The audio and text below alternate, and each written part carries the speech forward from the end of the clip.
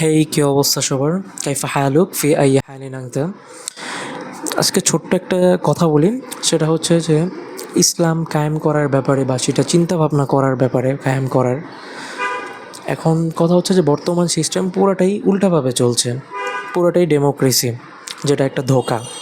এখন আমাদের মুসলিমদের হিসেবে কর্তব্য হচ্ছে যে সেটাতে গা না ভাসিয়ে প্রত্যেকটা জিনিস ইসলামের মাধ্যমে, শরিয়ার মাধ্যমে জাস্টিফাই করা। আমাদের মধ্যে সমাজে কিন্তু এমন হয়ে গেছে কিছু কিছু জায়গায় যে সবাই মানে এই দুনিয়াবি বিভিন্ন বা ডেমোক্রেসি দ্বারা অনেক কিছু যাচাই করতে চায়। তো মাঝখান দিয়ে কেউ যদি একজন বলে ইসলামের বা শরিয়া দিয়ে সে যাচাই করতে চায়, মানে ডাইরেক্ট ওনারে সরায় দেয়। থাক থাক থাক, এত আল্লাহ আল্লাহগিরি হওয়া লাগবো না, সব কিছুতে এইগুলা টাইনা নিয়ে আসিস, মানে সুশীলরা যেগুলো করতেছে বর্তমানে। তো এই জন্য এই সমস্ত মন মানসিকতা ভেঙে দিয়ে আপনারা বা আমরা সবাই মানে যে কোনো জিনিস, প্রত্যেকটা জিনিস এই শরিয়া বা ইসলামের মাধ্যমে জাস্টিফাই করার চেষ্টা করবেন।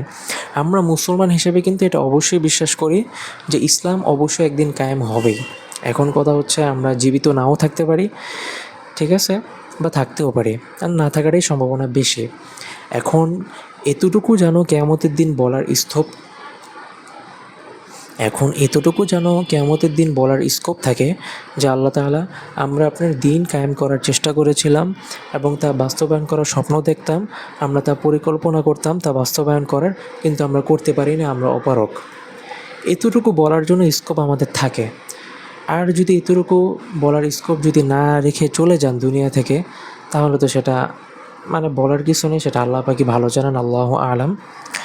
এই জন্য যে কোনো জিনিস, প্রত্যেকটা জিনিস, যেহেতু আমরা এমন একটা অবস্থানে আসছি, সবাই আমরা কেউ তো শরিয়ার মানে নিয়ে কথা বলিও না কায়েম করার। আর যারাও আমরা বলছি বা আমিও এটার মধ্যে অন্তর্ভুক্ত, স্বাভাবিক ব্যাপার। আমরাও যারা শরিয়ার পক্ষে কথা বলছি, আমরাও তা কায়েম করার জন্য কি কি করা দরকার, যা যা প্রস্তুতি, সেটাও নিচ্ছি না। এই জন্য আমাদের প্রত্যেকটা বিষয় শরিয়া বা ইসলাম দ্বারা জাস্টিফাই করতে হবে এবং সামনে এটা বাস্তবায়ন করার জন্য যা যা করা দরকার তা আমাদের করতে হবে। আসসালামু আলাইকুম ওয়া রাহমাতুল্লাহি ওয়া বারাকাতুহু।